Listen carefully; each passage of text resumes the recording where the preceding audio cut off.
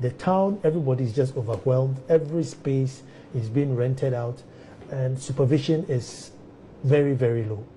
Supervision is very, very low. So I think the quicker the government intervenes, the better it will be. But so let me stay with you. So what products are we going to get after 2.5 years? I think that what's the key is how swiftly we are able to move in and provide the needed facilities. You see, the curriculum that the teachers are using and the students are being exposed to is time-bound. And so if they are limited in terms of the pace to which they have to undergo the expectations of the curriculum, then, of course, it affects the general output. I have said, and it is likely to be the case in 2020, that the current system that we are running, which is more of an inclusive education system, and I would have to take some few seconds to try to explain that. In the previous system, where people were selected based on grades, it was largely highly selective examination. So you write the BECE, and you need to get certain aggregate to be able to get to secondary school. With the system we are running now, where they are saying that you get 9, don't get 9 in maths or English. And what it essentially means that even if you get aggregate 52, you are going to secondary school. So that's an inclusive system. Almost everybody in the secondary school. Now, the WASSCE that we are going to write in 2020, WASSCE is not an inclusive examination.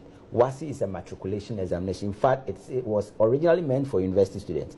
So all over the world, largely, you would notice that the examination bodies are based on the university campuses. In fact, WAEC itself was established with the support of University of Cambridge. So WASSCE is a matriculation exam purposely to select some few students to go up there. When you have an inclusive system, you are likely to have people who don't have the cognitive ability to write that exam, and you have many people not doing well.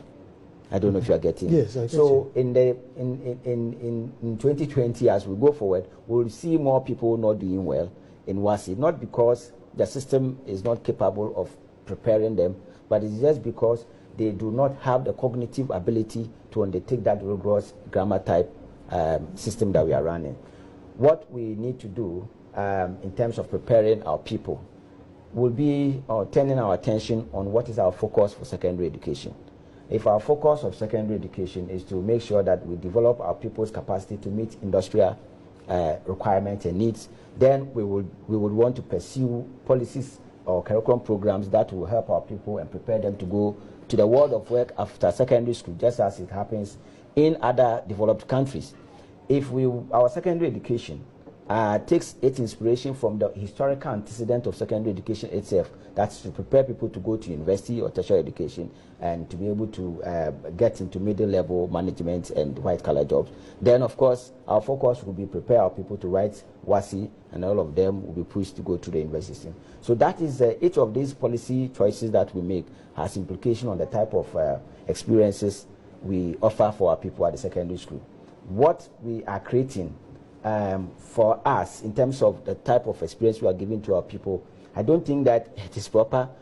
We do know, we recognize that, governments recognize that, I think, because it has already initiated policies. I've been involved in the process or agenda to reform the curriculum from primary school up to the secondary school, that is pre-tertiary level. There are attempts to reform the teacher education sector as well, and I'm privileged to be involved in this. So I can see that we do seem to not be content with the kind of people we are training, and so we are making effort to try to develop curriculum that is responsive to the needs of the people. But largely for secondary education, as to which type of people we are creating or we are trying to produce depends on which policy dimension or policy focus we have on our secondary education. But it does appear to me that we are heading towards training more people to go to tertiary education.